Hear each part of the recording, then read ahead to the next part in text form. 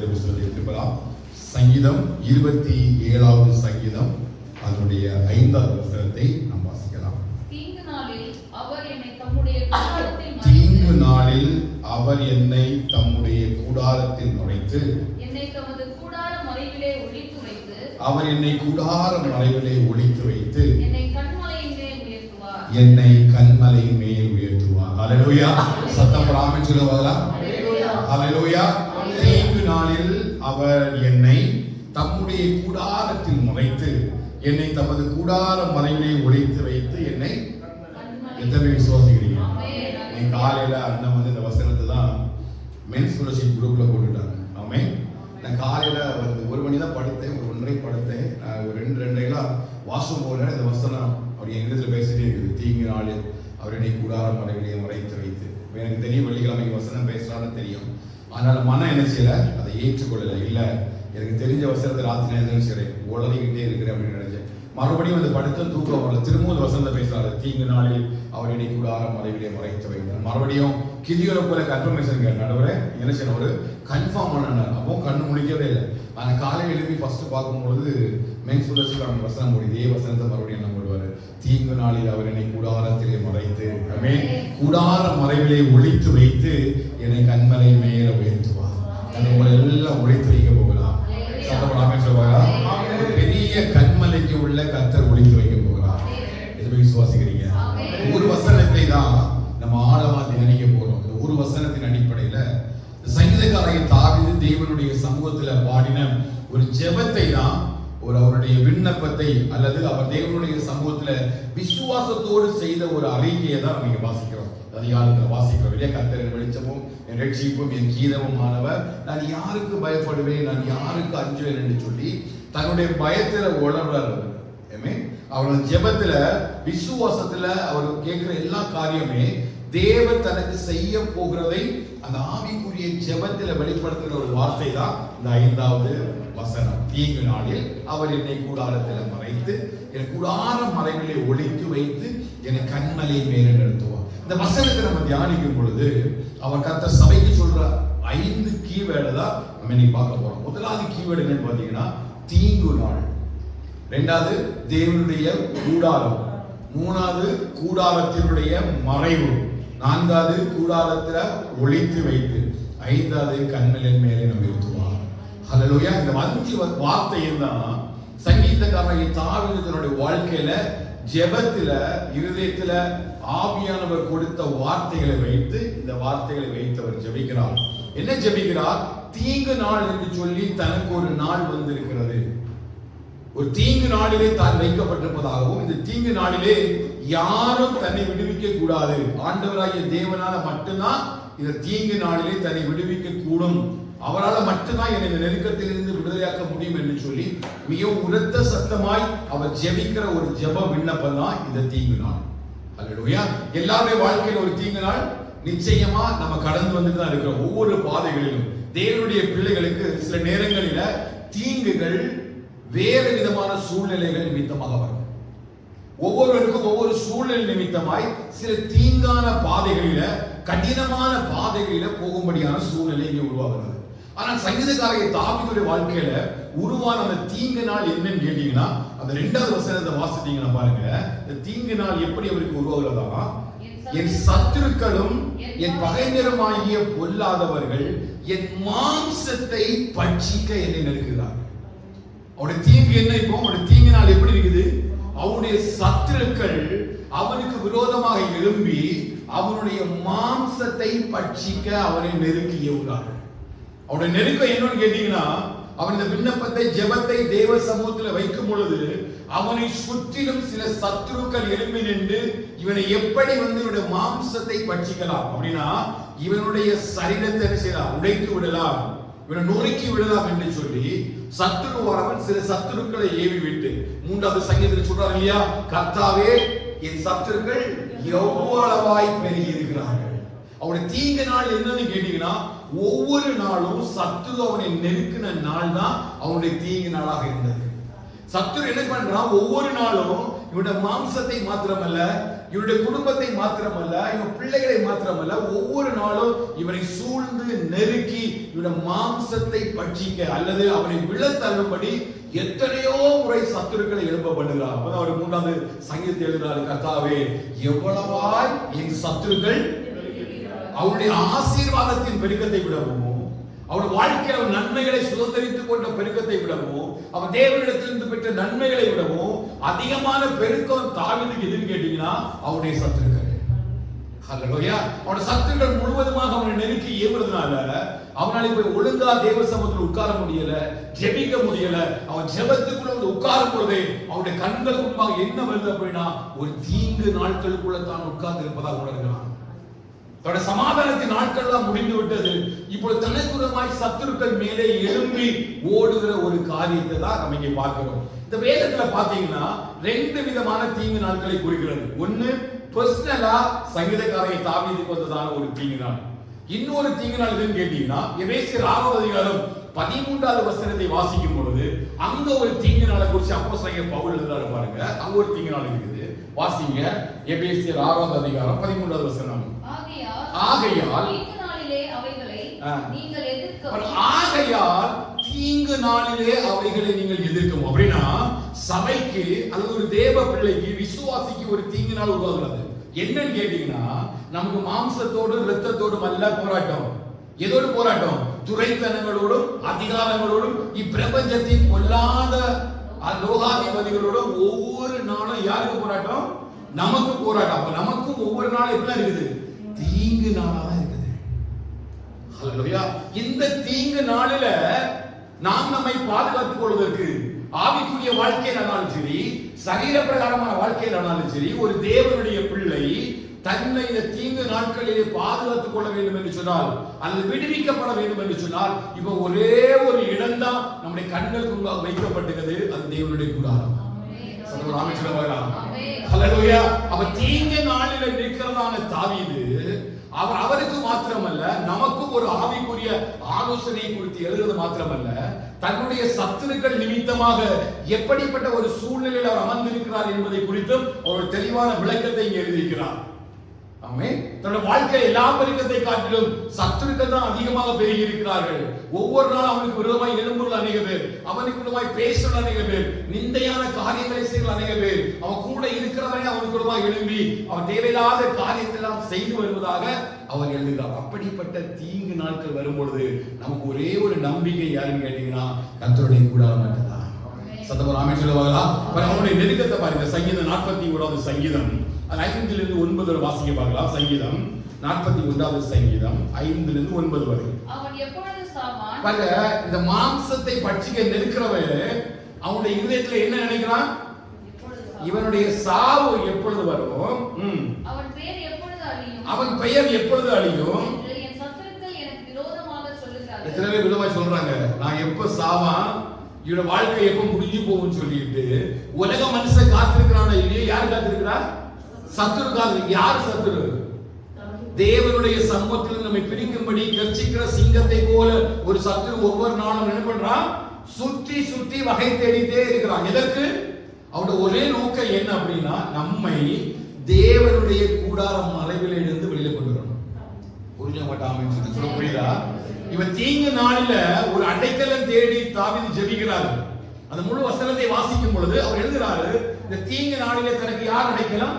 தேவனுடைய கூடாரமாகிய மறைவும் தேவனுடைய கூடாரத்தில் வைத்து ஒளித்து வைக்கிறதான அந்த ஒரு அடைக்கலம் தான் தனக்கு அடைக்கலமாக எழுதும் பொழுது சத்துருவை குறித்து சொல்லும் பொழுது சொல்றாரு, ஒவ்வொரு நாளும் இந்த சத்துரு என்ன பண்றான்? என் மாம்சத்தை பட்சிக்க விடுகிறான். ஏன்னா என்னுடைய ஆவியையும் என் ஆத்துமாவையும் யாரால என்ன செய்ய முடியாது? தொட முடியாது. கர்த்தர் நம்மை பரிசுத்த ஆவியினால முத்திரை கொண்டு வச்சிருக்கிறார். ஆனா சில மாம்சத்துல சில என்ன பண்றான்? அவன் நம்மளை தொட்டு ஒவ்வொரு நாளும் பட்சித்து தேவ சமூகத்துல நம்ம ஜெபிக்க கூடாதபடிக்கு, விசுவாசிக்க கூடாதபடிக்கு, தேவனுடைய வார்த்தை மேல நம்பிக்கையை விலகுவதற்கு, தேவ சமூகத்தில் உட்காராத அளவிற்கு அவன் நம்மள மாம்சத்தை பட்சித்து வெளியில கொண்டு வரான். அவன் என்ன நினைக்கிறான்? இவன் எப்பொழுது சாவா, இவன் எப்பொழுது இவன் பெயர் அழிந்து போகும் என்று சொல்லி இந்த உலகத்துக்குரிய சத்துருவானாலும் சரி, இந்த பிரபஞ்சத்துக்கு அதிபதியா இருக்கிற பொல்லாத சத்துருவானாலும் சரி, ஒவ்வொரு நாளும் அவனுக்கு என்ன குறிச்சுதான் கவலை இல்லையா? ஒவ்வொரு நாள் யாரை குறிச்சு கவலை?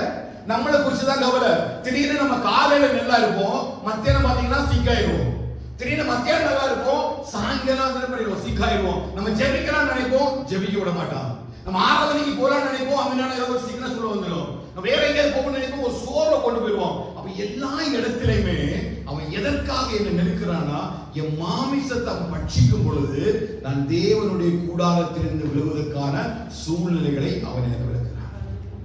அதான் தாவீது உணர்ந்து ஒரு ஆவிக்குரிய விண்ணப்பத்தையும் ஒரு ஆவிக்குரிய ஜெபத்தையும் அவனுக்கு வைக்கிறார். ஆண்டவரே, இந்த தீங்கு நாளில் என் சத்துருக்கள் எனக்கு விரோதமாய் எழுப்புகிற எல்லா காரியங்களையும் கவனித்து பார். இதை 41வது வசனம், அடுத்த 6வது வசனத்தை வாசிங்க. 41 என்னை பார்க்க வந்தால் வஞ்சனையாய் பேசுகிறான். பாருங்க, என்ன பார்க்க வரவங்க கூட எப்படி பேசுறான்?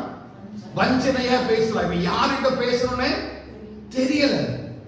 ஒரு மனுஷனுடைய சூழ்நிலையை பாருங்க. நம்ம தீங்கு நாள் ஒண்ணு வச்சா, நம்ம இவ்வளவு பெரிய தீங்கு நாளுக்குள்ள நிச்சயமா நம்ம நினைச்சிக்க மாட்டோம், வந்திருக்க மாட்டோம். நமக்கு தீங்கு நாள் என்னது?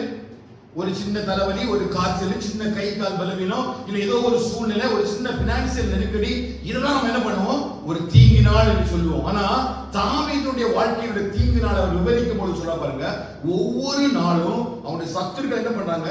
அவனை பார்க்கறது வர்றாங்க. பார்க்காம இருந்தா கூட பிரச்சனை இல்லை, பார்க்க வரவன் என்ன பண்றான்? ஒவ்வொரு நாளும் வார்த்தைகளை எய்தான், அம்புகளை போல வார்த்தைகளை எய்து விடுறான். இதுதான் ஒரு வாழ்க்கையில பெரிய ஒரு தீங்கு நாள் செய்ய முடியும், சொல்ல முடியும். அவன் நேசிக்கிறவங்க கூட, அவன் நேசத்தை அதிகமாக வைத்திருக்கிறவனுடைய வீட்டார் கூட, அவன் சகோதரர்கள் கூட, அவனோடு கூட அப்பம் குசித்தவன் கூட, ஒரே நேரத்தில் ஆலயத்துக்கு போறவன் கூட, எவ்வளவு அன்பா இந்த ஜனங்கள் எல்லாம் வழிநடத்தினார்களோ அத்தனை பேர் இப்ப என்ன பண்றாங்கன்னா இவனுக்கு விரோதமாக வார்த்தைகளை எய்து கொள்கிறார்கள். பாருங்க, தன் இருதயத்தில் அக்கிரமத்தை சேகரித்துக் கொண்டு தெருவில் போய் எவ்வளவு பெரிய தீங்கு பாருங்க. நல்ல ஒரு மதிப்புமிக்க மனுஷன், நல்ல ஒரு ஆராதனை வீரன், கோலியாத்தை ஜெயித்து ஜனங்களினால பாடப்பட்டவன். கோலியாத்தை வெற்றி சிறந்து வரும்பொழுது சவுல் கொண்டது 1000, தாவீது கொண்டது 10000 என்று சொல்லி அந்த தெருக்கெல்லாம் பாடி தேவனுடைய நாமத்தை மகிமைப்படுத்தி அவன் உயர்வாய் பேசின அந்த ஜன கூட்டத்தின் நடுவில் இப்ப இவனுக்கு ஒரு அவப்பேர். தேசத்துல நல்ல மதிப்பு மரியாதையாய் வாழ்ந்தவன் தான் தாவீது. ஒரு பொல்லாப்பும் போறது கிடையாது. அவனுடைய வேலை உண்டு, அவன் உண்டு என்று சொல்லி தன்னுடைய ஆடுகளை ஓட்டி கொண்டு வனாந்திரத்துக்கு போறதும், அங்கே ஆண்டவரை ஆராதிப்பதும் துதிப்பதும், அவனுக்கும் தேவனுக்கும் உள்ள உறவுதான் அதிகமாய் காணப்படுவதை தவிர அவனுக்கு சத்துரு என்று சொல்லுகிற ஒருவரும் அந்த இடத்துல இல்லவே இல்லை. ஆனா எப்பொழுது தேவ நாமத்தின் மகிமைக்காக கோலியாத்தை ஜெயித்தானோ அன்றை முதல் அவனுடைய சத்துருக்கள் பெருக ஆரம்பிக்கிறார்கள். ஹல்லேலூயா. அப்படி தேவ மகிமைக்காக, அவருடைய நாமத்தின் மகிமைக்காக எழும்ப, நீங்க தேவனுடைய நாமத்தின் மகிமைக்காக ஓட, தேவனை துதிக்க, தேவனை ஆராதிக்க, நிச்சயமாய் இந்த தீங்குகள் நம்மை சுற்றி சுற்றி சுற்றி வரும். இந்த தீங்கு ஒன்றும் நம்ம என்ன செய்யக்கூடாதுன்னா, தேவனுடைய கூடாரத்தை விட்டு, தேவ சமூகத்தை விட்டு நம்ம மறைக்க கூடாது. அதனால அப்போஸ்தலன் பவுல் சொல்றாரு, இந்த தீங்கு நாட்களில நீங்க ஜெயிக்கணும் அப்படின்னா சர்வாயுத வர்க்கமாகிய தேவனுடைய பட்டயத்தை தெரிந்து கொள்ளுங்கள். பவுலுடைய ஆலோசனை என்ன? நிச்சயமா ஒரு தீங்கு நாள் வரப்போகிறது. நிச்சயமா உங்க சத்துருக்கள் மூலமா எழும்புவாங்க. நிச்சயமா உங்க மாம்சத்தை பட்சிக்க தேடுவார்கள். நிச்சயமாய் சூழ்நிலைகள் மாறும். நீ நினைக்கிற மாதிரி எல்லாம் உன்னை ஆராதிக்க விட மாட்டான். நீ நினைக்கிற மாதிரி துதிக்க விட மாட்டான். நீ நினைக்கிற மாதிரி ஊழியம் செய்ய விட மாட்டான். நீ நினைக்கிற மாதிரி குடும்பமாய் கர்த்தருக்காக வாழ்வது மிகவும் கடினம். ஆனாலும் அதை ஜெயிப்பதற்கு சர்வாயுத வர்க்கமாகிய பட்டயத்தை தரித்துக் கொள்ள அப்போஸ்தலன் பவுல் நினைக்கிறார். ஹல்லேலூயா. அதே தாவீது போய் கேட்டபோது, தாவீதே, உங்களுக்கு வந்த தீங்கு நாட்கள் நீங்க என்ன கற்றுக்கொண்டீங்க? இந்த தீங்குகள் எல்லாம் எப்படி ஜெயித்தீங்க? உங்களுக்கு விதமாய் பேசுறவங்கள, உங்க சத்துருக்களை எப்படி ஜெயித்தீங்கன்னு கேட்டீங்கன்னா அவங்க ஒன்றை மட்டும் சொல்லுவான், தேவன் என்னை தம்முடைய கூடாரத்திலே மறைத்து வைத்தார். ஹல்லேலூயா. ஒருவன் சாட்சி கொடுக்கிறார், இந்த தீங்கு நாளிலே நான் ஜெயிப்பதற்கு, வெற்றி அடைவதற்கு, தப்புவதற்கு தான் தெரிந்து கொண்ட இடம் என்னன்னு கேட்டீங்கன்னா தேவனுடைய கூடாரம். இன்னொருவன் சொல்றான், நான் தீங்கு நாளிலே எல்லாவற்றிலும் வெற்றி சிறப்பதற்கு கர்த்தர் எனக்கு அறிந்ததுன்னா தேவனுடைய சர்வாயுத பட்டயமாகிய தேவனுடைய வேத புஸ்தகம். ஹல்லேலூயா.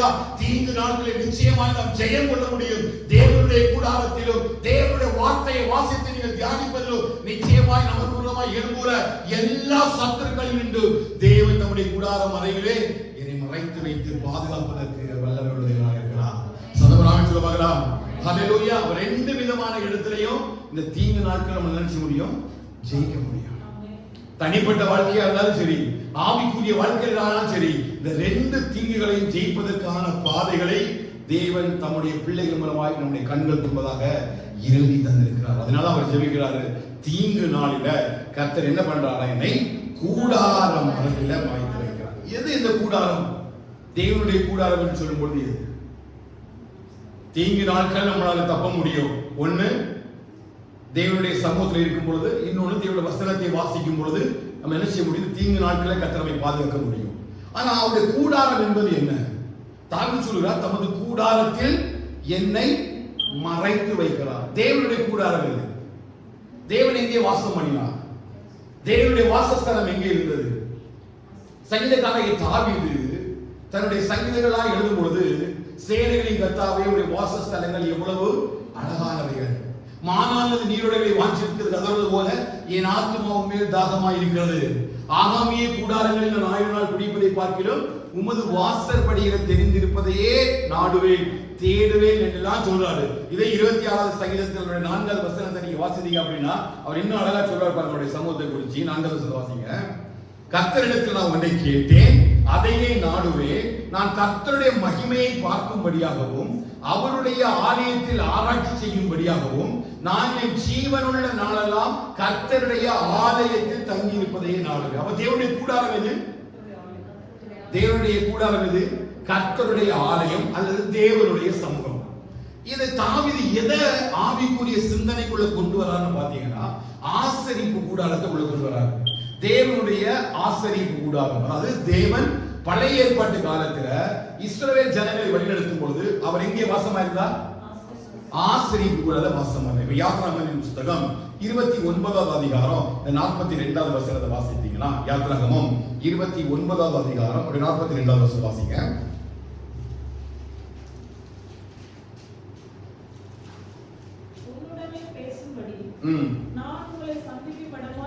நான் உங்களை சந்திக்கும் இடமாகிய கர்த்தர் ஜனங்களை சந்திக்கிற இடம் எங்க இருந்தது? ஆசரிப்பு கூடாரத்தினுடைய வாசல் அருகே. யார் சந்திக்கிறார்? கர்த்தர் வந்து இந்த ஜனங்களை சந்திக்கிறார். இத ஆவியில உணர்ந்தவனாக பவுல் எழுதும் பொழுது, தாவீது எழுதுகிறார், நான் ஆகாமிய கூடாரங்களை குடியிருப்பதை பார்க்கிலும் தேவனுடைய ஆலயத்தின் வாசற்படியில. எதுக்கு வாசற்படியில் நிற்கிறாரு? வாசற்படியில கர்த்தருடைய மகிமையை வெளிப்படுத்தி அவர் தம்முடைய ஜனங்களோடு கூட பேசுகிறார். புரியுதா? தீங்கு நாளும் நமக்கு வருதா, அதுல ஜெயித்திடலாம். அதுக்கு கர்த்தர் ஆலோசனை தந்திருக்கிறார். புதிய ஏற்பாட்டுல ஒரு மனுஷனையும் பழைய ஏற்பாட்டு காலத்தில் தாவீதையும் அடையாளமாக வைத்து நம்ம எல்லாம் ஒரு ஆவிக்குரிய ஆலோசனை தருகிற தேவன் திரும்பவும் தாவீது ஜெபிக்கிறார். இந்த தீங்கு நாட்கள்ல எதிலிருந்து எனக்கு வெற்றி கிடைக்கும், விடுதலை கிடைக்கும்னா தேவனுடைய கூடாரத்துக்குள்ள கர்த்தர் என்ன கொண்டு வைக்கிறார். அப்ப தேவனுடைய கூடாரம் என்று சொல்லும் பொழுது தேவன் வாசல் பண்ணக்கூடிய இடம், அல்லது தேவனுடைய வாசஸ்தலம், அல்லது தேவனுடைய மகிமை நிறைந்திருக்கிற ஸ்தலம். ரொம்ப சிம்பிளா சொல்லணும்னா தேவ பிரசன்னத்துல கர்த்தர் ஒவ்வொரு நாளும் நம்மை மறைத்து வைக்கிறார். ஆமென் சொல்லுவாங்களா? எங்க கர்த்தர் மறைக்கிறார்? தேவ பிரசன்னத்துக்குள்ள மறைத்து வைக்கிறார். ஏன்னா அந்த பிரசன்னத்துக்குள்ள யாரும் உள்ள என்ன செய்ய முடியாது? நுழையவே முடியாது. இவன் மோசேனால கூட அந்த தேவ பிரசன்னத்துக்குள்ள, அதாவது எப்பொழுது அந்த ஆசரிப்பு கூடாரத்துக்குள்ள ஒரு மகிமை வந்து மூடினது. நீ யாத்திரை 40வது அதிகாரத்தை வாசித்தீங்கன்னு சொன்னா, அந்த ஆசரிப்பு கூடாரத்துக்குள்ள ஒரு மேகம் உள்ள வருது பாருங்க. அந்த மேகத்திற்குள்ள 34வது வசனம் வாசிங்க. யாத்திரை 40வது அதிகாரம். அப்பொழுது ஒரு மேகம் ஆசரிப்பு கூடாரத்தை மூடினது. ஆசரிப்பு கூடாரத்தை மூடினது. கர்த்தருடைய மகிமை வாசஸ்தலத்தை நிரப்பிற்று. மேகம் அதன் மேல் தங்கி கர்த்தருடைய மகிமை வாசஸ்தலத்தை நிரப்பினதினால் மோசே ஆசரிப்பு கூடாரத்துக்குள் பிரவேசிக்க கூடாது. மோசேயால கூட அந்த ஆசரிப்பு கூடாரத்துக்குள்ள பிரவேசிக்க முடியலன்னா உங்க சத்துரு உள்ள வந்து உங்களுக்கு தொட முடியாது. ஏன் தொட முடியாது? தேவனுடைய மகிமையினுடைய மேகம், தேவனுடைய பரிசுத்த பிரசன்னம் அங்க முழுவதுமாக அந்த ஆசரிப்பு கூடாரத்துக்குள்ள இருக்கிறதுனால யாருக்கே உள்ள வர முடியல. மோசே யாரு? தேவ மனுஷன். தாவீது இந்த ஆவிக்குரிய வசனங்களை உணர்ந்து பேசுறான் பாருங்க. ஆவிக்குரிய வார்த்தைகளை இருதயத்திலே கொண்டு தேவனுடைய வசனங்களையும் கட்டளைகளையும் கற்பனைகளையும் தியானித்தவனா பேசினா, அந்த ஆசரிப்பு கூடாரமாகிய அந்த தேவனுடைய கூடாரத்துக்குள்ள கர்த்தர் என்ன மறைச்சு வச்சிருக்கிறாரு. இப்போ அந்த தீங்கு நாட்கள்ல எனக்குள்ள எழும்புற சத்துரு என்னை எங்க வந்து தொட முடியாதுன்னா தேவனுடைய கூடாரத்துக்கு உள்ள வர முடியாது. புரியுதா? எங்க வர முடியாது? தேவனுடைய கூடாரத்துக்கு உள்ள ஒருவரும் நுழைய முடியாது. ஏன் அப்படின்னா கர்த்தருடைய மகிமையின் மேகம் அங்க இருக்குது. என்ன வரும்? கர்த்தருடைய மகிமையின் மேகம். அதனாலதான் சீனாய் மலையில ஆண்டவர் மோசேயிடம் சொன்னாரு, ஒருத்தனை கூட மலை பக்கம் செய்யாத. ஏன்? மறைத்து போவார்கள். பரிசுத்தம் இல்லாம ஒருத்தனால மலையினுடைய அடிவாரத்தை தொட்டாலோ பக்கத்துல வந்தாலோ அத்தனை பேரும் மறித்து கொண்டு ஓன் பண்ணது என்ன காரணம்னா, கர்த்தரோட மகிமையின் மேகம் ஒரு இடத்துல இறங்கிட்டுனா ஒருவனால நம்மளை தொடவே முடியாது. மோசேக்கே உள்ள போக முடியலனா சத்துரு எப்படி உங்களை ஓதுவான்? இதை விடவும் பாதுகாப்பான ஒரு இடம், இதோட பாதுகாப்பான இடம் இல்லைங்க. அதான் தேவனுடைய கூடாரம். தேவனுடைய கூடாரத்துல அவன் விசுவாசிக்கிறான், எனக்கு தீங்கு நாட்களை என் சத்துரு எழும்பட்டும், எனக்கு ரொம்ப பேசட்டும், எவ்வளவு வேணாலும் என் சத்துரு பெருகட்டும். ஏன் விசுவாசம் என்ன அப்படின்னா, கர்த்தர் என்னை கொண்டு போய் அவருடைய கூடாரத்துக்குள்ள வைக்கிறார். எங்க வைக்கிறாரு? விசுவாசிக்கிறீங்களா? நம்மள எங்க வைக்கிறாரு? நீ ஒரு நாள் கவலைப்படாதீங்க. கர்த்தர் சொன்ன வார்த்தை சொல்றேன், ஒருத்தரும் ஒரு நாள் கவலைப்படாதீங்க. ஏன்னா நம்ம எங்க வச்சிருக்காங்க, ஒவ்வொருவரையும் அவருடைய கூடாரத்துக்குள்ள வச்சிருக்கிறாரு. அந்த கூடாரத்துக்குள்ள அனுமதி இல்லாம என்னாலே வர முடியாதுன்னா சத்துருனால நுழையவே முடியாது. ஹல்லேலூயா. எவ்வளவுதான் பிரச்சனை வந்தாலும், எவ்வளவுதான் பாடு வந்தாலும், எவ்வளவுதான் தொந்தரவு வந்தாலும், பலவீனம் வந்தாலும் அந்த பலவீனத்தினால ஒன்று தொடவே முடியாது. ஏன்னா கர்த்தருடைய பிரசன்னத்தினால நம்ம என்ன செய்யறது? மறைத்து வைத்திருக்கிறார். விசுவாசிக்கிறீங்களா? விசுவாசிக்கிறீங்களா? அப்ப தேவ பிரசன்னத்துக்குள்ளதான் நம்ம ஒவ்வொரு நாளும் வாழ பழகி கொள்ள வேண்டும். இது எல்லாரும் கிடைக்குமான்னு கேட்டா கிடைக்காது. யாரு கிடைக்கும்? அதான் 27:4 சொல்றாரு, நான் கர்த்தருடைய மகிமையை காணும்படியாகவோ அதை ஆராய்ச்சி செய்யும்படியாகவோ நான் எப்பொழுதும் எங்க வந்திருப்பேன்? கர்த்தருடைய ஆலயத்துக்குள்ள. அதான் சொன்னேன், ஒவ்வொரு நாளையும் வரணும் தேவ பிரசன்னத்துல நடக்கும். ஒவ்வொரு நாளும் நம்முடைய தனிப்பட்ட வாழ்க்கையில காலையில எழும்புவது முதல் கொண்டு நம்ம மாலை படுக்கைக்கு போகிறது வரையிலும் நீங்க தேவ பிரசன்னத்துல நடக்கிறத நீங்க உணரணும். சபையில வரும்போது மட்டும் தேவ பிரசன்னத்தை கூடாது, உணரக்கூடாது. நீங்க பாடும் பொழுது, ஆராதிக்கும் பொழுது உணரக்கூடாது. வேலை செய்யும் பொழுது உணரணும். நீ கிச்சன்ல இருக்கும் பொழுது உணரணும். நீ குளிக்கும் போது உணரணும். நீ எங்கெல்லாம் போகிறீங்க எல்லா இடத்திலையும் உனக்குள்ள ஒரு ஆவிக்குரிய உணர்வு இருக்கணும். என்னன்னா அவருடைய சமூகத்துக்குள்ள நீ நடந்து கொண்டிருக்கிறாய். அவருடைய பிரசன்னத்துக்குள்ள கர்த்தர் ஒண்ணு மூடி வச்சிருக்கிறார். முடிச்சதா இல்லையா? வச்சிருக்காரா இல்லையா? அதான் அவருடைய விசுவாசம். என்ன அப்படின்னா, அந்த டிவைன் ப்ரொடெக்ஷன் கவர்டு ஹிம். அந்த பரிசுத்த ஒரு பாதுகாப்பு தனக்கு உள்ள இருக்கிறத உணர்ந்தனால தான் அவன் எழுதுறான், அந்த ஆசரிப்பு கூடாரமாகிய கர்த்தருடைய கூடாரத்துக்குள்ள. அதை வெறுமையா அவன் சொல்லல. ஏன் அப்படின்னா, தன்னுடைய முற்பிதாக்கள் அப்படிப்பட்ட கூடாரத்துக்குள்ள நினைச்சாங்க, வந்தாங்க. இப்ப பாருங்க, யாத்ராகமம் 13வது அதிகாரத்திலே வாங்க 21வது வசனத்தை வாசிங்க. யாத்ராகமம் 13:21. எதனால அவங்க மறைவா பேசுறான் பாருங்க. யாத்ராகமம் 13:21. அவர்கள் இரவும் பகலும் வழி நடக்க கூடும்படிக்கு. இரவும் பகலும் அவர்கள் வழி நடக்க கூடும்படிக்கு கர்த்தர் பகலில் அவர்களை வழி நடத்த, கர்த்தர் அவர்களை பகலிலே வழி நடத்த மேக ஸ்தம்பத்திலும் இரவில் அவர்களுக்கு வெளிச்சம் காட்ட அக்கினி ஸ்தம்பத்திலும் அவர்களுக்கு முன் சென்றார். பகலிலே மேக ஸ்தம்பமும் இரவிலே அக்கினி ஸ்தம்பமும் ஜனங்களிடத்தில் இருந்து விலகி போக. எவ்வளவு பெரிய பாதுகாப்பு பாருங்க.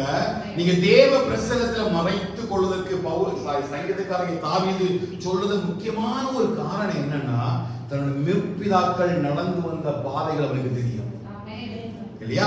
எகிப்து தேசத்திலிருந்து அவங்க விடுதலையாக்கப்பட்டு வனாந்திரத்துக்குள்ள வந்த உடனே ஒரு மகிமையின் மேகம் அவங்களை சூழ்ந்து கொள்ளுது. அது என்ன மேகம்? அக்கினி ஸ்தம்பமும் மேக ஸ்தம்பத்தினாலும் மூடிக்கொள்கிறார். ஹல்லேலூயா. ஒவ்வொரு நாளும் இவங்க வனாந்திரத்துல வழிகாட்டுவதற்கு பகல்லையும் ராத்திரியும் இந்த மேகம் இவர்களை மூடிக்கொள்கிறது. இதுதான் தாவீதுடைய விசுவாசத்தினுடைய அறிக்கை. அவர் ஜெபிக்கிறாரு, தீங்கு நாட்கள் என்னை விரட்டட்டும், எய்திய ராஜாக்கள் என்னை துரத்தட்டும், எய்திய சத்துருக்கள் என்னை விரட்டும். எவ்வளவுதான் இவன் துரத்தி வந்தாலும் எங்களுக்கு கவலையே கிடையாது. ஏன் அப்படின்னா என் முற்பிதாக்களை அக்கினி ஸ்தம்பத்தில் மேக ஸ்தம்பத்தில் நடத்தினவர் அந்த கூடாரம் மறைவிலே என்னை வைத்து என்னையும் நடத்துவதற்கு வல்லவனாக இருக்கிறார். விசுவாசிக்கிறீங்களா? இந்த வசனத்தினுடைய வெளிப்பாடே தாங்க. அவன் சும்மா தீங்கு நாள் தம்முடைய கூடாரம் எழுதிட்டு போகல. இந்த தீங்கு நாள்ல அவன் முற்பிதாக்கள், நம்முடைய பிதாக்கள் எப்படி நடத்தப்பட்டாங்க என்பதை அவன் ஆவியில ஜெபிக்கிறான், உணர்ந்து ஜெபிக்கிறான். ஆண்டவரே, இவர்களை அக்கினி ஸ்தம்பத்தினாலும் மேக ஸ்தம்பத்தினாலும் வழி நடத்தினார். நடத்தினாரா இல்லையா? அந்த தேவன் இன்னைக்கு ஜீவனா இருக்கிறாரா? அந்த தேவன் நம்ம ஆராதிக்கலாமா? அவர்களை நடத்த கூடுமானால் நம்மையும் நடத்த கூடும். அல்லேலூயா. அவர்களுக்கு ஒரு பாதுகாப்பை இந்த தேவனால கொடுக்க கூடுமானால் அதே பாதுகாப்பு அவர் நமக்கும் கொடுக்க முடியும். அந்த விண்ணப்பம் தான் இங்க. இப்ப நீங்க சொல்லலாம், தீங்கு நாளில் கர்த்தர் என்னை தம்முடைய கூடாரத்துல மறைத்து, அவர் கூடாரம் சொல்லும் பொழுது அவருடைய பிரசன்னத்துக்குள்ள மறைக்கிறார். ஏதோ புதுசா நம்ப கூடாத காரியத்தை ஒன்று சொல்லல, ஏதோ இதை விசுவாசிக்க கூடாத காரியம் ஒன்றும் இல்லை. ஐயோ, இதை பார்க்கும் பொழுது இதை விசுவாசிக்கவே முடியாது, இதை நம்பவே முடியாது, சூழ்நிலையே சரியில்லை, அப்படியெல்லாம் கிடையாது. நம்ப கூடாத தேவன் அல்ல. இதே காரியத்தை அவர் என்னுடைய முற்பிதாக்களுக்கு செய்திருக்கிறார். செய்தாரா இல்லையா? அவர் ஒவ்வொரு நாளும் அவர் மறைத்து வைத்து என்ன பண்றாரு? வழி நடத்துறார். என்ன பண்றாரு? யார் நடத்துறார்? அந்த தேவன் அந்த மகிமையின் பிரசன்னத்தினால நம்மளை வழி நடத்துறார். இந்த ஆவிக்குரிய விசுவாசம் தான் ஒவ்வொரு நாளும் நம்மை வழிநடத்த முடியும். இந்த விசுவாசித்தா மட்டும்தான் இந்த ஆவிக்குரிய பிரசன்னத்துல நம்ம இரவும் பகலும் நடந்து கொள்கிறோம் என்கிற ஒரு விசுவாசத்தை அது எனக்குள்ள விதைக்க முடியும். நீங்க வெறும் வார்த்தையை வாசித்து போயிட்டீங்க, 24வது சங்கீதம் 5வது அதிகார வசனத்தை நீங்க வெறும் வார்த்தையை வாசித்து பார்த்தீங்கன்னா அது சாதாரணமா தான் இருக்கும். ஆனா எந்த நிலைமையில அதை தாவீது விசுவாசத்தோடு கூட ஜெபிக்கிறார் என்பதை அதை ஆராய்ந்து பார்த்தாலும் தெரியும்.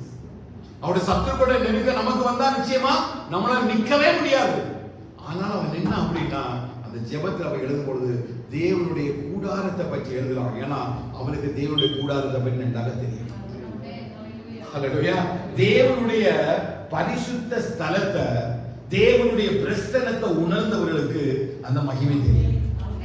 சும்மா சாதாரணமா மகிமையை பற்றி பேசுற யாருக்கும் புரியாது. தேவ மகிமையை குறித்து பேசுறதுனாலயோ அதை கேட்கறதுனால ஒண்ணும் நம்ம நினைச்ச முடியாது, அற்புதத்தை அதிசயத்தை காண முடியாது. அந்த பிரசன்னத்தை இரவும் பகலும் நம்ம வாழ்க்கையில உணரணும். ஒவ்வொரு நாள் என்ன செய்யணும்? உணரணும். இதை இஸ்ரவேல் ஜனங்கள் உணரல, அதன் கூட நடந்தாங்க. எது கூட நடந்தாங்க? அக்கினி ஸ்தம்பமும் மேக ஸ்தம்பமும் இவங்களை வழி நடத்தினது. வனாந்திரத்தில் இவங்களுக்கு என்ன தெரியாது? பாதை தெரியாது. எங்க போகணும், எங்க வரணும், எப்படி நடக்கணும்னு பாதை தெரியாது. பள்ளத்தாக்குகள் நிறைந்த இடம், விஷ ஜந்துக்கள் நிறைந்த இடம், கரைமுரடான பாதைகள் நிறைந்த இடம், முட்களான பாதைகள் நிறைந்த இடம், கண்ணீர்கள் நிறைந்த இடம். ஆனா எல்லா இடத்துலையும் பாருங்க, பகலானாலும் சரி இரவானாலும் சரி யாரும் நம்ம வழிநடத்த முடியாது. அவ்வாறு என்னை வழிநடத்த முடியும். ஹல்லேலூயா. பகல்ல நடக்கும் பொழுதும் என் கூட தான் இருக்கிறாரு, நான் ராத்திரி நடக்கும் பொழுது என் கூட தான் இருக்கிறாரு, நான் படுக்கும் பொழுது என் கூட தான் இருக்கிறாரு, நான் காலையில் எழும்பும் பொழுது என் கூட தான் இருக்கிறாரு. ஏன்னா எனக்குள்ள ஒரு டிவைன் ப்ரொடெக்ஷன் வச்சிருக்கிறாரு. ஹல்லேலூயா. வச்சிருக்காரு. உணர்றீங்களா? ஒரு டிவைன் ப்ரொடெக்ஷன் அவருக்கு உணர்றீங்களா? உன் பலவீனம் ஒன்றும் அவருக்கு தெரியாம இல்லை. நான் போகிற பாதை அவர் அறிவார், நான் போகிற பாதை அவர் அறிவார், நான் போகிற பாதை அவருக்கு தெரியும், நான் நடக்கிற வழிகள்லாம் அவருக்கு தெரியும். ஒரு இடத்துலையும் அவர் என்னை கைவிடவே இல்லை. அவருடைய பிரசன்னத்தினால சூழ்நிலைக்கு தனியா உடனே படுக்கும் பொழுதும், நான் மருத்துவமனையில் இருக்கும் பொழுதும் நான் தனியா இல்லை. அவருடைய பிரசன்னம் என்னை சூழ்ந்து கொண்டே இருக்கிறது. ஹல்லேலூயா. எத்தனை பேர் சொல்றீங்க? அவருடைய பிரசன்னம் என்னை சூழ்ந்து கொண்டே இருக்கிறது. நான் தனியா இல்லைங்க, நான் தனியா நடக்கல, நான் யாரு கூட நடக்கிறேன்னா தேவ பிரசன்னத்தோட அப்படியே தலையில கையை வச்சு. ஹல்லேலூயா. நான் தேவ பிரசன்னத்துல நடக்கிறவன், நான் தேவ பிரசன்னத்துல நடக்கிறவன். எவ்வளவு தீங்கு வரட்டும், எவ்வளவு சத்துரிய மாம்சத்தை பட்சிக்கட்டும், எவ்வளவு பலவீனம் நல்ல வாயை திறந்து அறிக்கை பண்ணுங்க. ரேமா சகனா பௌட லகதினா ஹந்தஹராசி பௌட கதல மௌர கனாரியாலா ரேச்சந்தர பௌஷா கதல பௌடனா.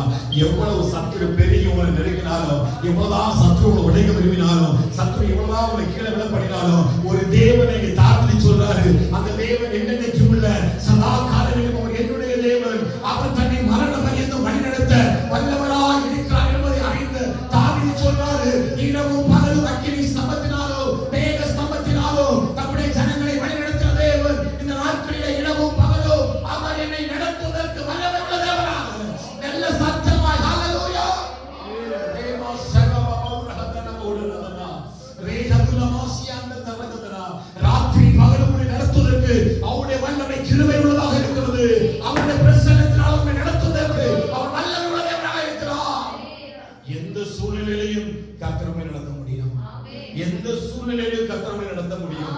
அவர் சர்வ வல்லமையுள்ள தேவன். ஆமென். அவர் சர்வ வல்லமையுள்ள தேவன். ஹalleluya. ஹalleluya. ஏதோ கதை இல்லைங்க, வாழ்க்கை நடத்துறவர். ஆமென். அவர் சர்வ வல்லமையுள்ள தேவன். அப்படி ஒரு கூட்ட ஜனங்களை 6 லட்சம் ஜனங்களை இந்த தேவன் தம்முடைய மகிமையினால அவ்வளவு பெரிய வனாந்திரத்துல வழிநடத்தி கானான் தேசத்துக்குள்ள கொண்டு போனாருன்னா அவர் என்னை நடத்துவதற்கும் ஆமென். வல்லமையுள்ள தேவன். தாவீது சொன்னார், இந்த தேவன் என்றென்றைக்கும் உள்ள சதா காலங்களிலும் என்னுடைய தேவன். Yes. என்னை நடத்துவார்.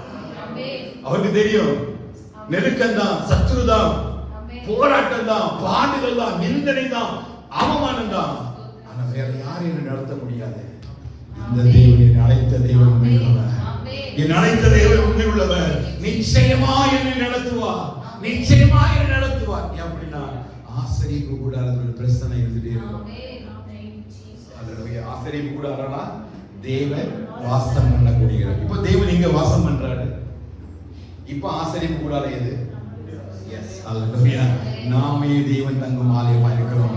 அப்ப அவருடைய மகிமை எங்க இருக்குது? இருக்குது. நம்ம எப்படி உள்ள எப்படி இருக்கிறாரு? வார்த்தையாக இருக்கிறார். அந்த வார்த்தை மாம்சமாகி கிருபையினாலும் சத்தியத்தினாலும் நிறைந்தவராய் எனக்குள்ளே வாசம் பண்ணார். அந்த மகிமை பிதாவானுடைய ஒரே பேரானுடைய மகிமைக்கு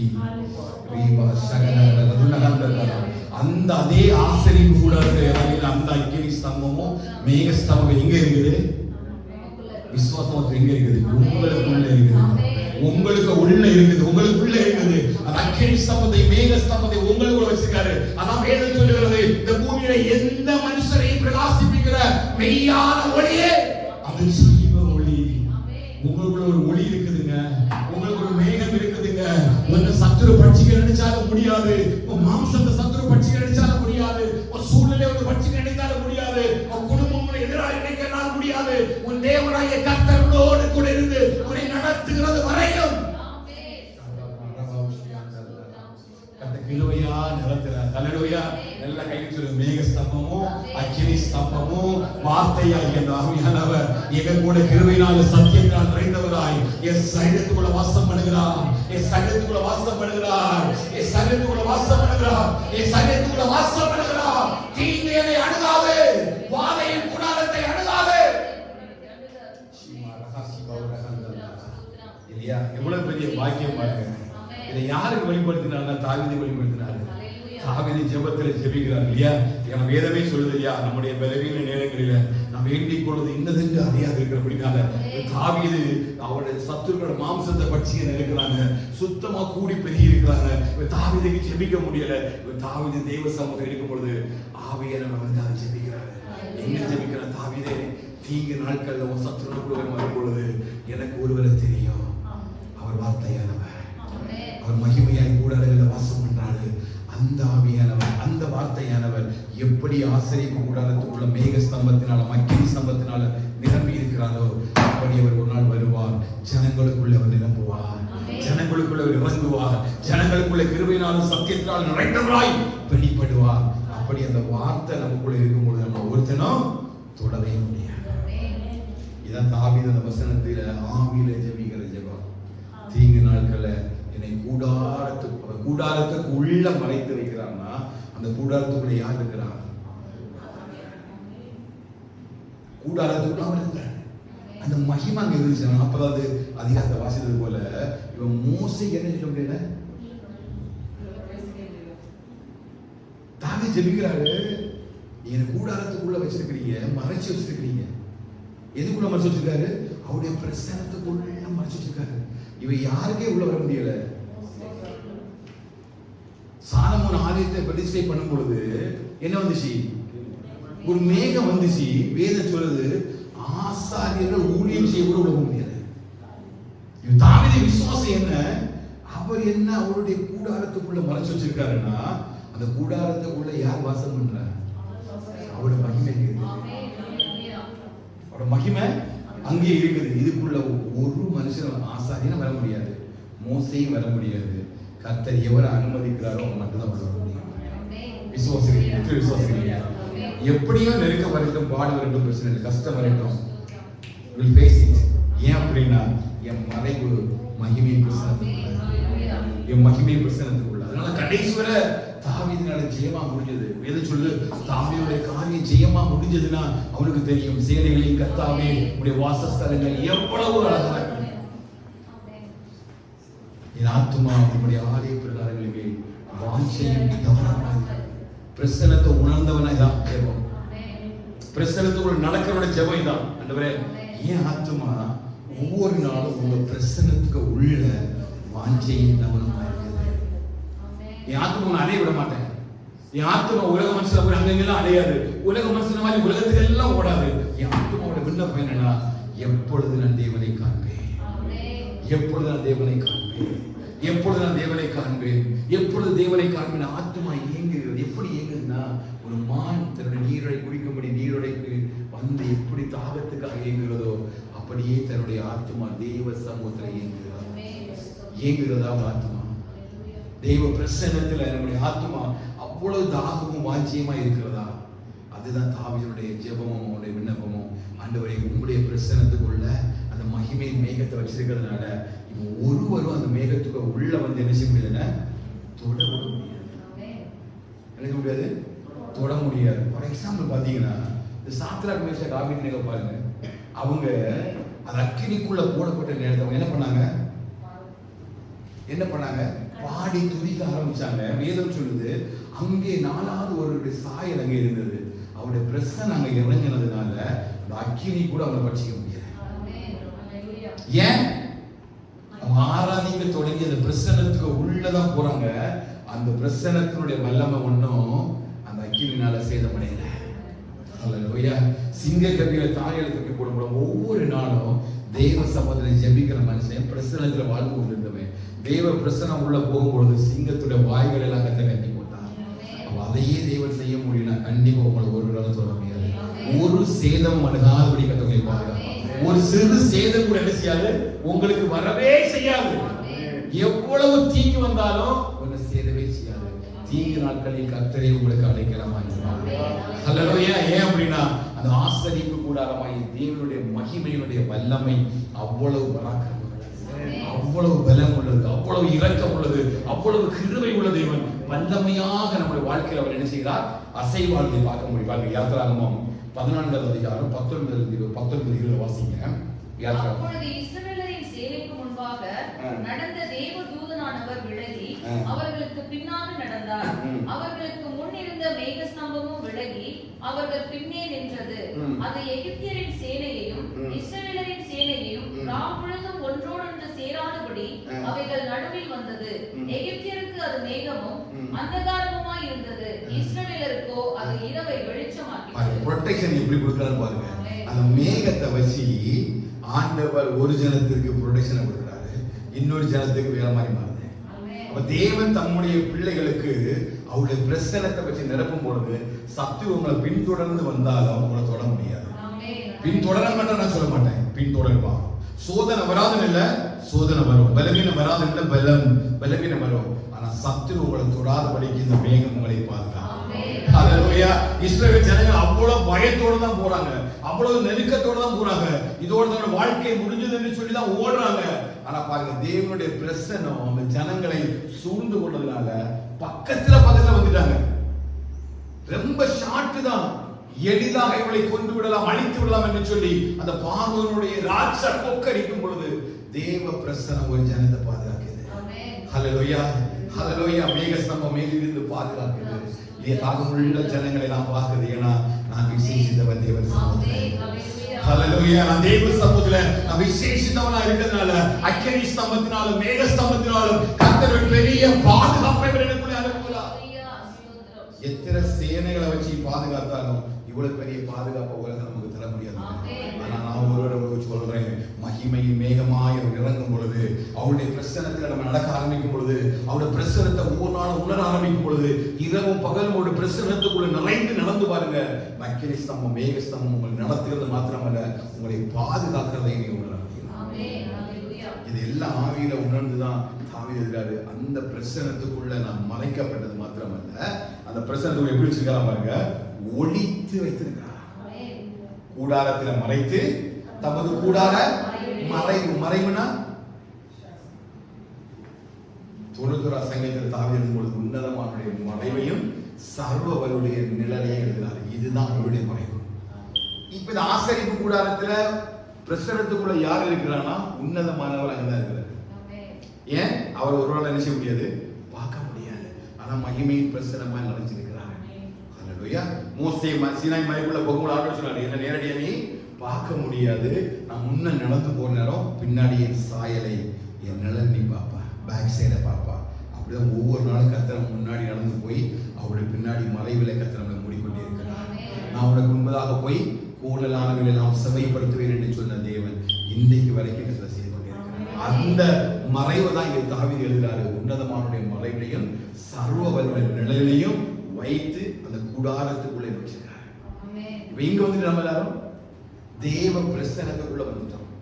நீங்க தேவ பிரசன்னத்துக்குள்ள வந்துட்டீங்கன்னா இந்த தேவ பிரசன்னத்துக்கு உள்ள ஒரு நாள் வந்து உங்களுக்கு ஒரு முடியாது, தொடவே முடியாது. தீங்கானாலும் சரி, சேனை ஆனாலும் சரி, 27:3 சொல்றாரு, எனக்கு விதமாக ஒரு யுத்தம் எழுப்பினாலும் சரி, இல்லையா, எனக்கு விதமாக ஒரு பெரிய சேனையே இறங்கினாலும் சரி, ஒரு பாளையமே இறங்கினாலும் சரி, என் இருதயம் பயப்படவே பயப்படாது. ஏன்னா எனக்கு தெரியும் அவருடைய கூடாரத்தின் மறைவுக்குள்ள கர்த்தரை மறைத்து ஒளித்து வைத்திருக்கிறார். ஹல்லேலூயா. இது மனுஷன் மறைச்சு ஒளித்து வைக்கிற மாதிரி இல்ல, அவருடைய பிரசன்னத்துக்குள்ள அவர் மறைச்சு வச்சாருன்னா அவருடைய அனுமதி இல்லாம ஒருத்தன் கூட வர முடியும்.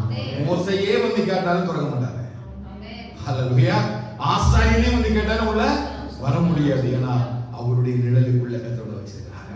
அவருடைய நிழல் உங்களை மூடி இருப்பதாக, அக்கினி ஸ்தம்பம் மேகஸ்தம்பம் முழுவதுமாக உங்களை மூடி இருப்பதாக.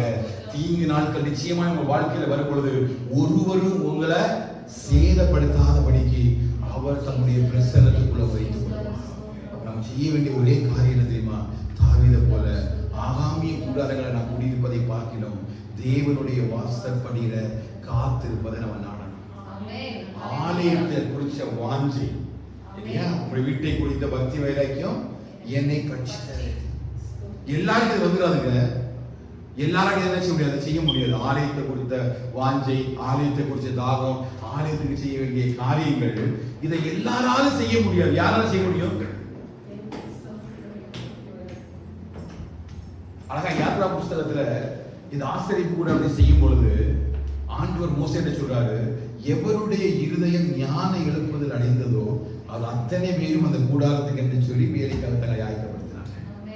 அப்போ ஆலயத்தை குறிச்ச வாஞ்சை, ஆலயத்தை குறிச்ச தாகம், ஆலயத்தை குறிச்ச பக்தி வைராக்கியம், இந்த பிரசன்னத்தை குறிச்ச பக்தி வைராக்கியம் எளிதாக ஒண்ணு வராது. இருதயம் ஞான எழுப்புதல் அடையணும். எங்க அடையும்? நான் தெய்வ சமூகத்தில் அடையணும். ஹல்லேலூயா. 63வது சங்கீதம் எடுத்து வாசித்தீங்கன்னா அழகா சொல்ல பாருங்க, தேவனே நீர் என்னுடைய தேவன், அதிகாலமே நான் உம்மை தேடுகிறேன், வறண்டதும் விடாய்த்ததும் தண்ணீரிட்டதுமான நிலத்தில என் ஆத்துமாவும் தாகமாய் இருக்கிறது, என் மாம்சமானதையும் வாஞ்சிக்கிறது. அடுத்தது, இப்படியே இருக்கிறீங்களா? எத்தனை பேருக்கு ஆசை இருக்குது? நீ எங்கதான் அவரை பார்க்க முடியும்? எங்கதான் பார்க்க முடியும்? அவர் எங்க வாசம் பண்றாரோ அதான் பார்க்க முடியும். அவர் உங்களுக்குள்ளே வாசம் பண்றாருன்னா நம்ம பரிசுத்தமா இருந்தாதான். ஹல்லேலூயா. அவர் எனக்குள்ள வாசம் பண்ண விரும்புகிறார். தாவீதுடைய ஏக்கமே இதுதான். ஆண்டவரே, பரிசுத்த ஸ்தலத்துல நான் உம்மை பார்க்க ஆசையா இருக்கிறேன். நம்ம எதுக்கோ ஆசை இருக்குங்க. எத்தனை பேர் ஜெபிக்க ஒவ்வொரு கொஞ்ச நேரம் கிடைச்சா நம்ம ஜெபிக்க எத்தனை பேர் ஆசைப்படுறோம்? வேத வாசிக்க எத்தனை பேர் ஆசைப்படுறோம் சொல்லுங்க? டைம் கிடைச்சாலும் வேத நிச்சய மாட்டோம்.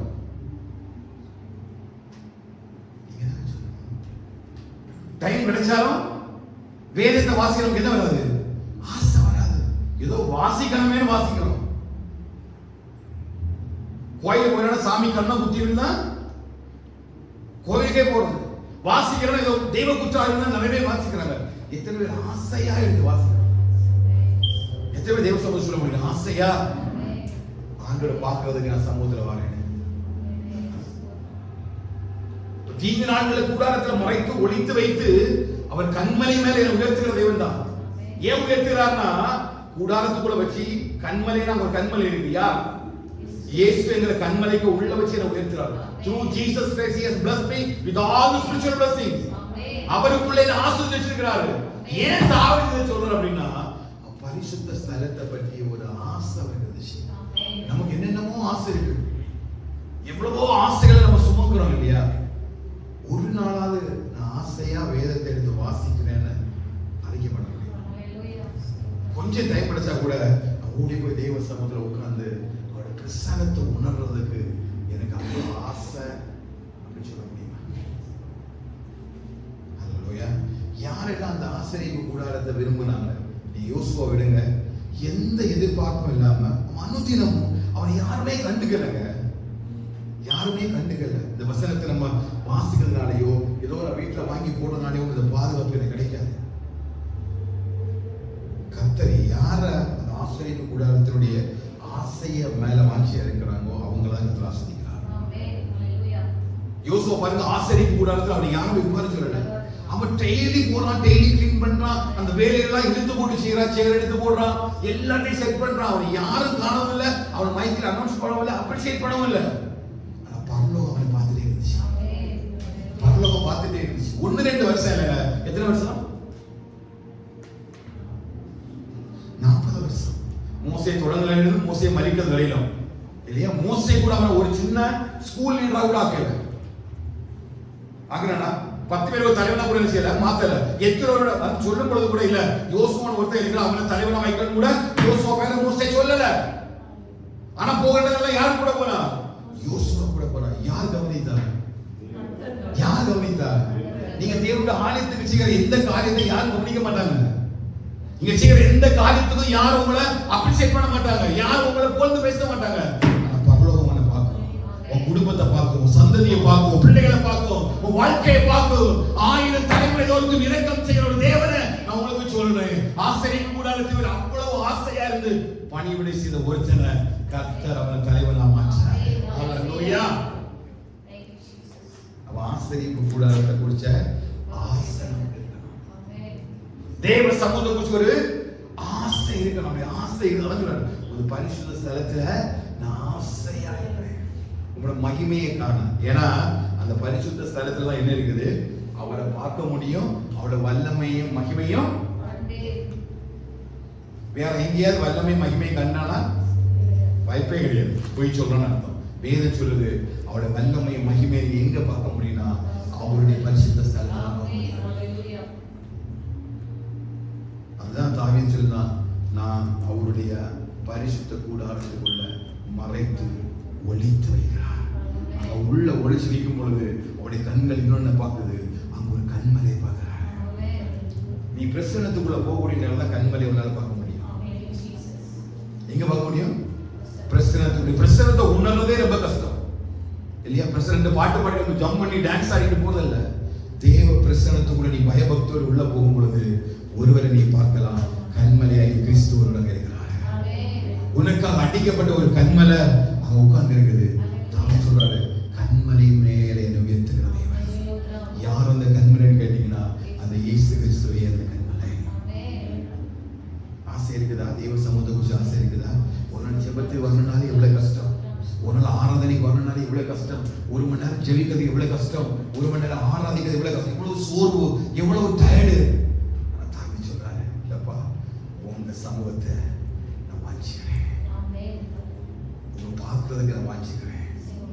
2 அதிகாரம் படிச்சா படிக்க முடியல, 3வது அதிகாரத்துக்கு போர் அடிக்குது, 4வது அதிகாரத்துக்கு மொபைல் கையில வந்துடுது, 5வது அதிகாரத்துக்கு படுக்கையில படுத்து தூங்கிடுச்சு, 6வது அதிகாரத்துக்கு கனவு போயிடுச்சு.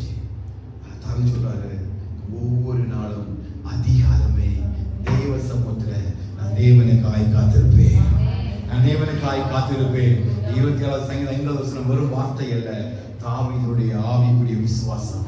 ஏன் அவருக்கு தெரியும், சத்துருக்கள் என்னுடைய மாம்சத்தை பற்றி நிற்க, ஒரு யுத்தம் வந்தால் ஒரு பாதை வந்தால் எனக்கு ஒண்ணு தெரியும், அவருடைய மகிமையின் பிரசன்னத்துக்குள்ள கத்திரனை வச்சிருக்கிறாரு. அவரோட மகிமையின் பிரசன்னத்துக்குள்ள கத்திரனை வச்சிருக்கிறாரு. அந்த பிரசன்னத்துக்குள்ள முழுமையான மறைக்கப்பட்டதுனால கர்த்தர் கண்மலையாகிய கிறிஸ்துவ எனக்கு வைக்கிறார். அதை விசுவாசிக்கிறீங்க? ஆசையா இருங்க, ஆசைப்படுங்க. உலகத்துல வேற ஒண்ணும் ஆசைப்படாதுங்க. அவருடைய சமூகத்தை மாதிரி நமக்கு வந்து வாழ்க்கையில சமாதானத்தை தரது ஒண்ணுமே இல்லை. சமூகத்துக்குள்ள நீங்க மறைந்து கொள்ள நீங்க பழகிட்டீங்க அப்படின்னா, அவரு சமூகத்துக்குள்ள நீங்க ஒளித்து கொள்ள நீங்க பழகிட்டீங்க அப்படின்னா, இல்லையா, வாதையும் கூட தணுகாது, 1000 பேர் வந்தாலும் அணுகாது, 10,000 பேர் வந்தாலும் அணுகாது, உலகமே எதிர்த்து வந்தாலும் அது அணுகாது. ஏன்னா இப்ப நான் எங்க ஒழித்திருக்கிறேன்? எங்க இருக்கிற ஒரு பிரசனத்துக்குள்ள மறைச்சு வச்சிருக்கிறாரு. இப்ப யார் என்ன பார்க்க முடியாது? மோசே கூட அதை நினைச்ச முடியாது. அல்லேலூயா. நான் அவருடைய கூடார மலைகளை வச்சிருக்கிறேன். அவர் முன்ன நடந்து போறாரு, அவருடைய நிழல் இங்க தெரியுது. என்னை கண்மலைக்குள்ள வச்சிருக்காரு. யார் அந்த கண்மலை? இயேசு கிறிஸ்து சொல்றாரு, கண்மலை வெடிப்புக்குள்ள வச்சு எப்படி மோசையும் போனாரோ அதே விசுவாசத்தோட தாவீது சொல்றான், கண்மலை மேல் என்னை உயர்த்துவார், கண்மலை மேல் என்னை உயர்த்துவார். நான் இப்ப எங்க இருக்கேன்? நான் தேவ சமூகத்தில் இருக்கிறேன். என்னை சுற்றிலும் சத்துருக்கள் இவ்வளவாய் பெருகி இருக்கிறார்கள், எனக்குள்ளமாய் எழுந்துள்ள அநேக பேர். ஆனாலும் கர்த்தரின் மகிமையும் என் கேடகமாய் இருக்கிறார். சொல்ல புரியுதா? வசனத்தோட ரெவலேஷன் புரியுதா? அவருடைய கூடாரத்துக்குள்ள மறைந்து கொள்ள ஆசையா இருக்கிறேன்.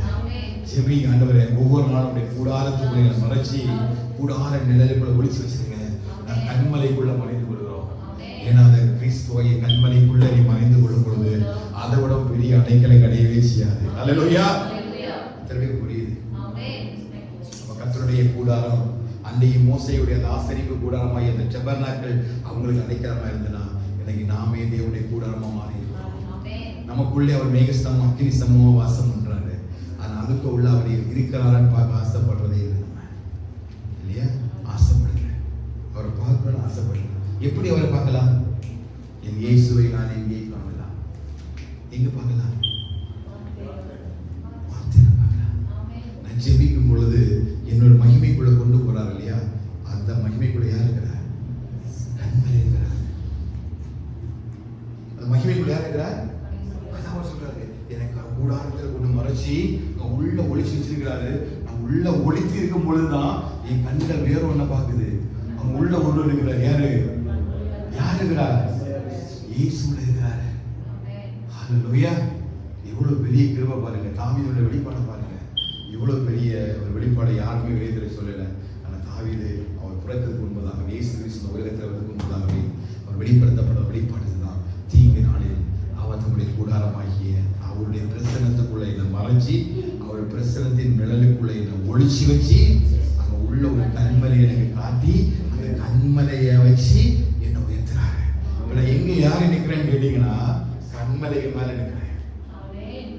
அவனுக்கு கண்மலையின் மேல் என்னை உயர்த்துவாய். அடுத்த வசனம் 6வது வசனம் வாசிங்க. இப்பொழுது என் தலையை சுற்றிலும் இருக்கிற பாருங்க. இப்பொழுது இப்ப நான் எங்க ஒளிச்சிருக்கிறேன்? அங்க கண்மலையில உள்ள ஒளிச்சு வச்சிருக்கிறாரு. இப்ப பார்க்கும் பொழுது இப்பொழுது என்னை சுற்றிலும் இருக்கிற என் சத்துருக்களுக்கு மேலாக உயர்த்தப்படும். பாருங்க. இப்போ நாளை யார் உயர்ந்திருந்தா? அவன் சொல்றேன், என் சத்துரு இவ்வளவாய் பெருகி இருக்கிறார்கள், எனக்கு எதிராக எழுப்புள்ள அநேக பேர். இப்ப தன்னை உடம்பு யார் உயர்ந்து இருக்கிறான்? சத்துரு உயர்ந்து இருக்கிறான். அவன் நெருக்கிறாங்க, பாளையம் வருது, யுத்தம் வருது, எல்லா இடத்துலயும் அவன் தாழ்ந்து போய் இருக்கிறான். இப்போ தாழ்ந்த ஒரு இடத்துல தேவ சமூகத்துல போய் மறைந்து கொண்டபடி சொல்றான். இப்ப கர்த்தர் எங்க வச்சிருக்கிறாரு? கண்மலைக்கு மேல எழுப்பி நின்று பார்க்கும் பொழுது இப்ப எல்லா சத்துருவும் என்ன இருக்குது? எங்க இருக்கிறாங்க? வாசிங்க. அதிநிமித்தம் அவருடைய கூடாரத்திலே முதல்ல வாசிங்க. 6வது வசனம். இப்பொழுது என் தலை என்னை சுற்றிலும் இருக்கிற என் சத்துருக்களுக்கு மேலாக உயர்த்தப்படும். ஹல்லேலூயா. நம்ம கூடாரம் மறைவில ஒளித்துக் கொள்ளவும் மறைந்து கொள்ளவும் நம்ம பழகிட்டோம் அப்படின்னா நம்ம நெருக்கிற சத்துருக்கு மேலாக கர்த்தர் நம்ம உயர்த்துவார். ஹல்லேலூயா. என் நெருக்க வரும் பொழுது, என் பாடு வரும் பொழுது, கஷ்டம் வரும் பொழுது எங்க ஓடி ஒளிந்து கொள்ளணும்? பிரசன்னத்துக்குள்ள போகணும். பெட்ஷீட் எடுத்து மூடிட்டு பெட்ஷீட்டுக்குள்ள போயிடக்கூடாது. இருக்கிற பலத்தோட எங்க உட்காரணும்? எங்க உட்காரணும்? தேவ சமூகத்துக்குள்ள உட்காரணும். அவன் உள்ள வச்சு உங்களுக்கு ஒரு கண்மலையை காட்டுவாங்க. கண்மலைக்கு மேல ஒண்ணுக்க பண்ணுவாங்க. நீ உங்க பலத்தில் இல்ல, பராக்கிரமத்தில் இல்ல, தேவ ஆவியில உங்களை உயர்த்துவாங்க. ஹல்லேலூயா. இது யாருக்கு புரியணும்? இந்த பிரசன்னத்து மேல யாருக்கு ஆசையா இருக்குதோ யாருக்கு புரியும்? சும்மா 4 அதிகாரத்தை படிச்சுட்டு 1 மணி நேரம் சும்மா ஸ்தோத்திரம், 4 பாட்டுக்கு 4, 5, 20 நிமிஷம். ஆனா ஸ்தோத்திரம் ஒரு 10 நிமிஷம். ஆனா ஜெபம் எவ்வளவு நேரம்? 5 நிமிஷம். ஒரு பாட்டு பாடாம 1 மணி நேரம் ஜெபிக்கணும். அதுக்கு பேர் என்னது? ஜெபம். பாட்டு பாட்டா அதுக்கு பேர் என்னது? 1/2 மணி நேரம் ஆராதனை. 15 நிமிஷம் ஸ்தோத்திரம், அடுத்த 15 நிமிஷம் ஜெபம். டோட்டல் எவ்வளவு நேரம்? 1 மணி நேரம். அப்ப இது பேர் ஜெபமா? 1 மணி நேரம் ஜெபிக்கணும். ஒரு பாட்டு கூட பாடக்கூடாது. தேவ பிரசன்னத்தை உணர்ந்து ஜெபிக்கணும். 1 மணி நேரம் ஒரு பிரசன்னத்தை உணர்ந்து ஜெபிக்கணும். ஆரம்பத்தில் முடியாது. நான் அப்படிதான் பிரசன்னத்தை உணர ஆரம்பிச்சேன். இப்ப எனக்கு தெரியும் எப்பொழுது ஒரு பிரசன்னத்துக்குள்ள நான் நடக்கிறேன்னு தெரியுங்க. ஒவ்வொரு இனம் ஒவ்வொரு வீட்டை பற்றி என்ற பேசிதான் இருப்பாரு. ஒவ்வொரு நாள் வார்த்தைகளை பற்றி எங்களை பேசதான் செய்கிறாரு. ஒவ்வொரு காரியத்தை எனக்கு முன்ன வைக்கிறாரு. என்னால் உணர்ந்து கொள்ள முடிகிறது. ஆரம்பத்தில் கஷ்டமா தான் இருந்துச்சு. ஜெபிக்க ஜெபிக்க அப்படியே தெய்வ சமூகத்தில் சும்மாவே நின்று கரங்களை உயர்த்தும் பொழுது அவருடைய பிரசன்னத்தை உணர்ந்து கொள்ள கற்றுக்கிறது தருவாரு. ஏன்னா எனக்கு ஆசை இருக்குது. ஹல்லேலூயா. நான் ஆசையோட போறேன். ஆண்டவரே, என் ஜனத்துக்கான வார்த்தை என்னப்பா? நான் வெளியில என்ன வார்த்தையை கூட நிற்க முடியும்? எப்படி என் ஜனங்களா நான் வழிநடத்த தாகத்தோட போய் இருக்கிற நேரம் ஒரு தேவ பிரசன்னத்தை என்னால் உணர முடியல. ஹல்லேலூயா. அது ஒருவரு புரிதல் எல்லாரும் கருத்து வந்திருக்கிறாரு. அந்த ஆசையை ஏற்படுத்திக் கொள்ள வேண்டாம். அவரை பயணிச்சு கூடாது.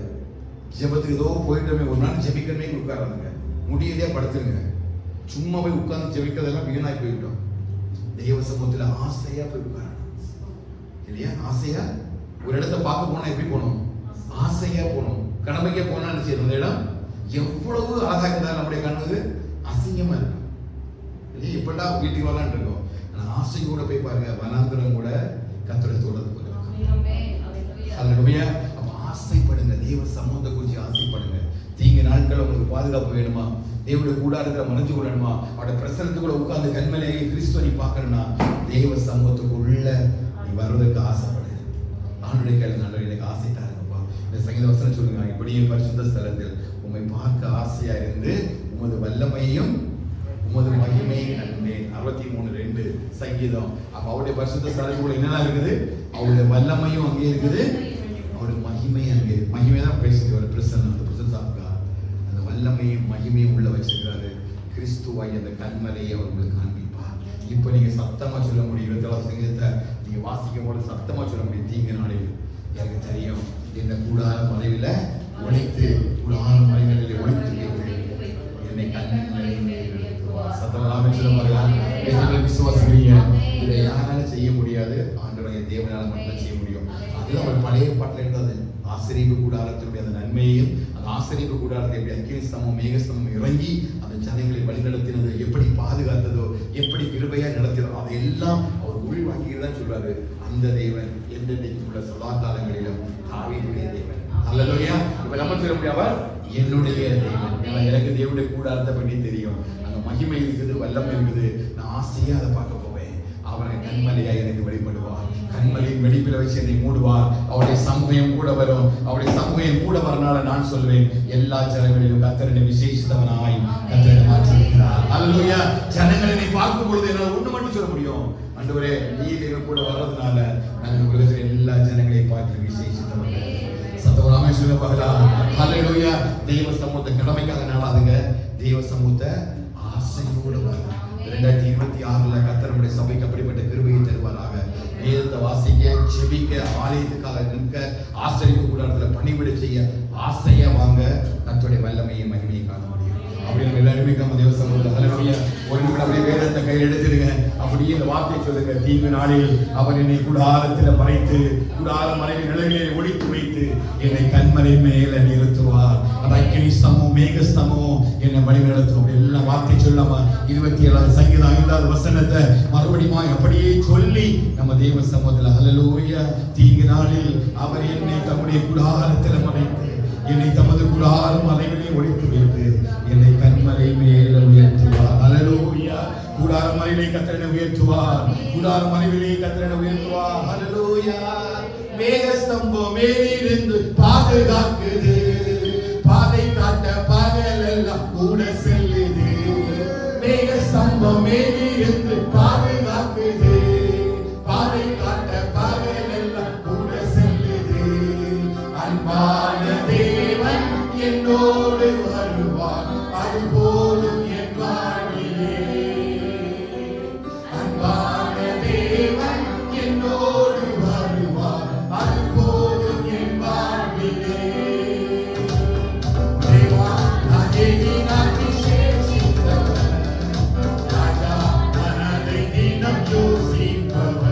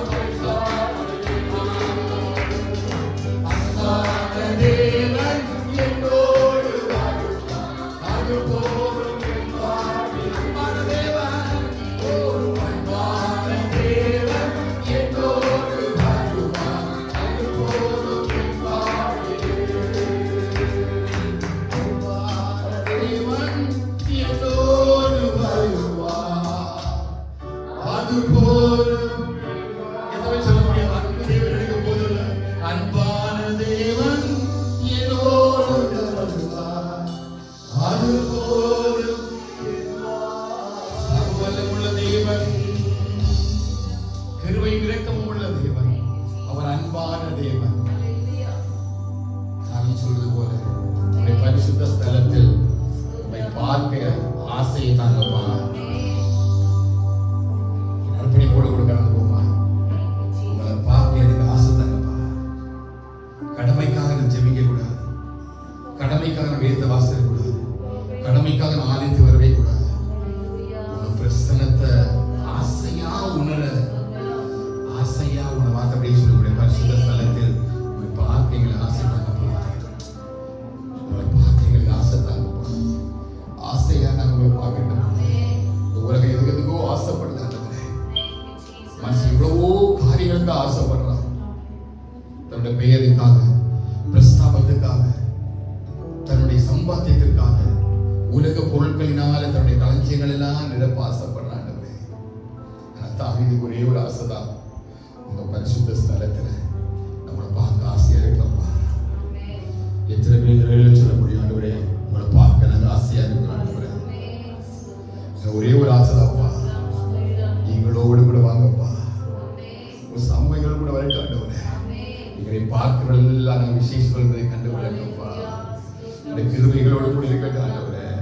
அப்படி அவருடைய ஸ்தலத்தை நம்ம பார்க்க ஆசையா இருக்கும் பொழுது இவன் தாவீது எழுத முடியும். தீங்க நாட்களில் அவர் என்ன கூடாரத்தில் மறைச்சி, கூடாரம் மனைகளை ஒழித்து என்னை கண்மலை மேலே நிறுத்துவார்.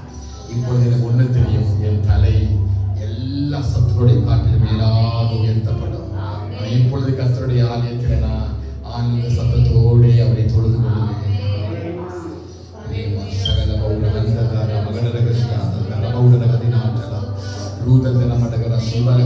ஆண்டவே 2025 அந்த வருஷத்தை 2 மாத்திரம் முடிக்கிறோம். இது நிறைய உலக ஆசைகள் எழுதுதான், இன்னும் இருக்குதாப்பா. அதெல்லாம் மேலான ஆண்டவரே, 2026 சபைக்கு ஒரு பெரிய ஆசையை தாங்க. பரிசுத்த ஸ்தலத்தில் ஆசையா இப்படி பிள்ளைகள் ஆண்டவரை ஆராதிக்க ஆண்டவரே. பரிசுத்த ஸ்தலத்தில் பிள்ளைகளாக ஆண்டவரே ஆசையா வேதத்தை வாசிக்க ஆண்டவரே. பரிசுத்த ஸ்தலத்துக்கு ஆசை அதிகமாய் ஆக்கிட்டாப்பா. இதயத்தோட ஆசைகளாக எடுத்து போட்டு ஆண்டவரே, நீங்க எங்க கூட இருக்கிறீங்க என்பதை உணர்ந்து கொள்ளுகிறதான அப்படிப்பட்ட மேலான ஒரு ஆசையை கர்த்தர் எங்களுக்குள்ள வைப்பீராகப்பா. மேலான ஆசைகளுக்குள்ள வைங்க ஆண்டவரே, மேலான ஆசையை வைங்கப்பா. உங்களுடைய பரிசுத்த ஸ்தலத்தில் உங்களை பார்க்க ஆசையா இருக்கு. உங்கள் வல்லமையும் உங்களுடைய மகிமை கண்டு கொண்டிருந்த சங்கீதக்காரை தாண்டிக்கோ. நீங்க சபையை நீங்க ஆசீர்வதிங்கப்பா. ஒவ்வொரு குடும்பத்தின் மீது இப்படிப்பட்ட ஆசை வரைக்காண்டவரே, ஒவ்வொரு சின்ன பிள்ளைகளுக்கும் பெரியவங்களுக்கும் டீன்ஸுக்கும் எல்லாருக்கும் இந்த ஆசையை இதயத்துக்குள்ள வைங்கப்பா. அவர் சாட்சியா நிற்கிறாண்டவரே, எனக்குள்ள கர்த்தரோட ஆசையை வச்சிருக்கிறாரு. கர்த்தருடைய சமூகத்தில் உட்கார்ந்திருக்கும்படி, ஒரு பிரசனத்தை உணரும்படி, ஒரு வார்த்தைகளை வாசிக்கும்படி எனக்கு ஒரு பெரிய ஒரு கிருபையை ஆசையை வச்சிருக்கிறாங்க. உணர்வை எங்களை கூட தாங்கப்பா. அந்த உணர்வற்றாக சொல்ல தெரிந்து கொண்டாண்டவரே, இந்த உலகத்தில் வேற எந்த நிலத்தில் இல்லப்பா. சமூகம் மட்டும்தான். அவ்வளோ 6 லட்சம் திறங்களை வழிநடத்தும் பொழுது மோசை சொன்னார், உங்களுடைய சமூகம் கூட இல்லை, நான் இங்கே அனுப்பாதுங்கப்பா. 2026 அவங்க சமூகம் இல்லாம அவர் வாழ்க்கை இல்லாமப்பா. அப்படிப்பட்ட நல்ல ஒரு சமூகத்தை உணர்ந்து கொள்ளப்பா. ஒவ்வொரு பிரசனத்துக்குள்ள மறைந்து கொள்ளப்பா. ஆண்டவர் 2026 அநேக விதமான ஆபத்துகள் பூமியை நோக்கி வருகிறது. மறுபடியும் வேத வசனம் கேட்டுக்கிறாது, ஒரு பெரிய பஞ்சகாலம் உள்ள வரப்போதாண்டவரே. அந்த நாட்கள் எல்லாம் நாங்கள் எழுப்பி நிற்கத்தக்கதாக உங்களுடைய கூடாரத்தில் மறைந்து கொள்ள, உங்களுடைய கூடாரம் மறைவிலே ஒழிக்கின்றவரே எங்களுக்கு கிருபையா இருக்குப்பா. சபையாய் நாங்கள் மறைந்து கொள்ள ஆண்டவரே, எத்தனை கிருபையா நாங்கள் செபிக்கிறோம். இந்த வசனங்கள் எல்லாம் எங்களை உருவாக்கட்டும். இந்த வார்த்தைகளை படி நடக்க எங்களுக்கு கிருபையா நாங்கள் செபிக்கிறோம் ஆண்டவரே.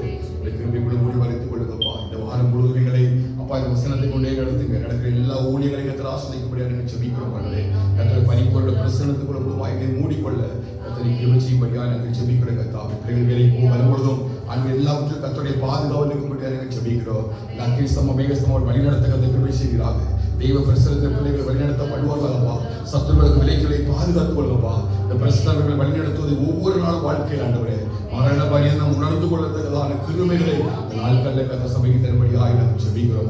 முஸ்லிமாய்களை தாழ்த்துவதற்காக ஆசிரியை பாதுகாத்துக் கொள்ளுங்க, பரிசுத்தப்படுத்துங்க. துதிக நம்ம எல்லாம் உமக்கு செலுத்துகிறோம். இயேசுவின் நாமத்தில் ஜெபிக்கிறோம் எங்கள் ஜீவன் நல்ல பிதாவே. ஆமென். கர்த்தர் சொல்லும் என் ஆத்துமாவே கர்த்தரை ஸ்தோத்திரி. என் ஆத்துமாவே ஆசீர்வாதம் நம்முடைய கர்த்தராகிய இயேசு கிருபையும் பிதாவாகிய தேவனுடைய அன்பும் பரிசுத்த இடைக்கும் ஸ்நேகமும் மீண்டும் பெரும் காலங்களிலும் ஆண்டிலும் செலவினத்தோடு நம்ம கூட தங்கியிருப்பதாக. ஆமென், ஆமென், ஆமென். ஹல்லேலூயா, ஹல்லேலூயா, ஹல்லேலூயா. கர்த்தர் நம்மை ஆசீர்வதிப்பார்.